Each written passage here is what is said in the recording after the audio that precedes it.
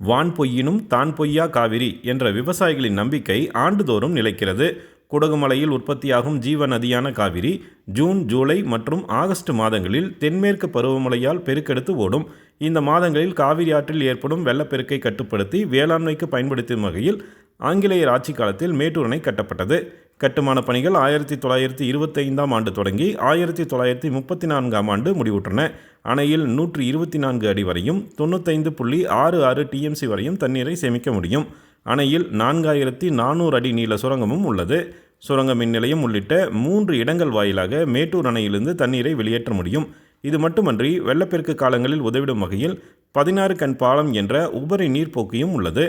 ஒரே நேரத்தில் 5,57,000 கன அடி நீர் வரை மேட்டூர் அணையிலிருந்து வெளியேற்ற முடியும். மேட்டூர் அணையின் 88 ஆண்டுகால வரலாற்றில் இதுவரை 3 முறை அதிகப்படியான நீர்வரத்தை சந்தித்துள்ளது. 1961ஆம் ஆண்டு 3.10 லட்சம் கன அடி நீர்வரத்து மேட்டூர் அணைக்கு வந்துள்ளது. கடந்த 2005ஆம் ஆண்டில் மேட்டூர் அணைக்கு 2,41,000 கன அடி நீர் வந்துள்ளது. கடைசியாக 2018ஆம் ஆண்டில் 2,18,000 கன அடி நீர் பாதுகாப்பு கருதி வெளியேற்றப்பட்டுள்ளது.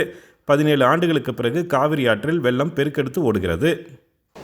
கடந்த ஆண்டு நவம்பர் மாதம் மேட்டூர் அணை நிரம்பியது. ஆனால் தற்போது தென்மேற்கு பருவமழையால் கிடைத்த அபரிமிதமான மழை காரணமாக ஜூலை மாதம் 16ஆம் தேதி மேட்டூர் அணை அதன் முழு கொள்ளளவான 120 அடியை எட்டியது.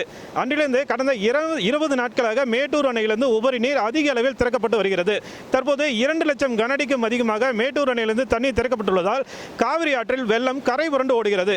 ஒரு கடல் போன்ற காட்சியுடன் கடைமடையை நோக்கி சீறி பாய்கிறது காவிரி. இதனால் மேட்டூர் அணை தொடங்கி தங்கமாபுரி பட்டணம், அனல் மின் நிலையம் மற்றும் காவேரி கிராஸ், பூலாம்பட்டி, தேவூர் உள்ளிட்ட பல்வேறு இடங்களிலும் காவிரி அணை இரு கரைகளையும் தொட்டபடி கரை புரண்டு ஓடுகிறது.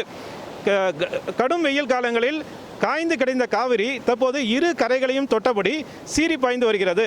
இந்த காட்சி ஒரு கடல் போல, நதியானது கடல் போல சென்று வருகிறது. இந்த காட்சி பார்ப்பதற்கு மிக அழகாக இருந்தாலும் வராது கிடைத்த மாமணியால் கிடைத்த வான்மழையை முழுமையாக பயன்படுத்த முடியாத ஏக்கம் விவசாயிகளின் மனதில் தேங்கி நிற்கிறது. இந்த ஏக்கத்தை போக்கிடும் வகையில் முறையான நீர்ப்பாசன திட்டங்களை அறிவித்து அதனை விரைவாக செயல்படுத்த வேண்டும் என்பதே விவசாயிகளின் ஒட்டுமொத்த எதிர்பார்ப்பாக உள்ளது. பொதிகை செய்திகளுக்காக மேட்டூரிலிருந்து ஜி. விஜயகுமார்.